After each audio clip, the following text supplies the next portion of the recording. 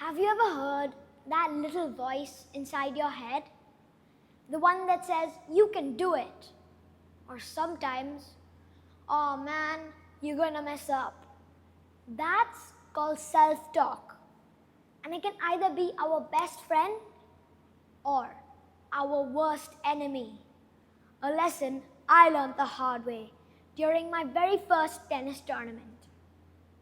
Hello everyone, my name is Arun Balani from grade 6, and today I have one of my biggest life lessons to share with you. Picture this. I step on the court, nervous but excited, always full of adrenaline. The score goes against me. I miss an easy shot, followed by a double fault. My shoulders drop, a frown on my face, and I start muttering to myself. Each mistake felt heavier than the last. My body language? Terrible. My mind? Completely cracked under pressure. Frustration and anger, all very visible. Let me stop here for a minute and ask all of you this. Have you ever talked to yourself in a really mean way after making a mistake? I'm sure everybody has, including me. Well, on that day, my inner voice kept shouting, "You're useless. You'll never win. How did you miss that shot?" No guesses how that match ended up. But that's when I discovered something important. The words that we say to ourselves are powerful. They either make us stand taller, try harder, or give up, even before we begin. Our inner voice is like the coach that never leaves our side. It can either tear us down or lift us up. So, I started training not just only on my strokes, but also on my self-talk. And just like every player has a strategy on the court, I created a strategy for my mind. I call it my 3-step mantra.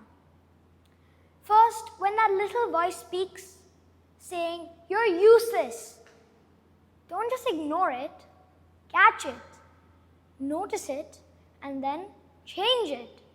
Once you've got that negative thought, swap it for something more helpful. For example, instead of "I can't do this," say, "I'll give it my best shot." It's not about pretending everything is perfect. It's about choosing the words that give you the courage to keep going. And then cheer yourself on. You wouldn't tell your best friend, "You're useless." You'd tell him, "Don't worry, you've got this." So why not do the same for yourself? Because if you can cheer for your friends, why not cheer for yourself? So the next time that little voice speaks, remember you get to choose what it says. And when you choose wisely, this will not just change your game, it can change your life. Remember that tournament that I was talking to you about? The one where I lost badly and my self-talk was my worst enemy? Well, a couple of months later, I played another few tournaments.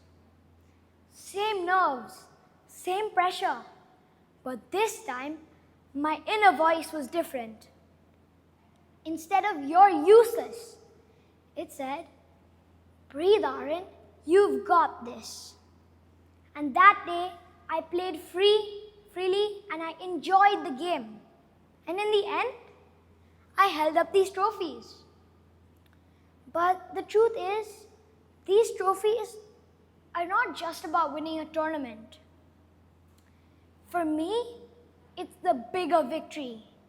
It's the day that my inner voice and my inner critic became my inner coach. Because the toughest opponent is never across the net. And the toughest match is always the one inside your head. And when you win that match, these trophies and many others in life will follow.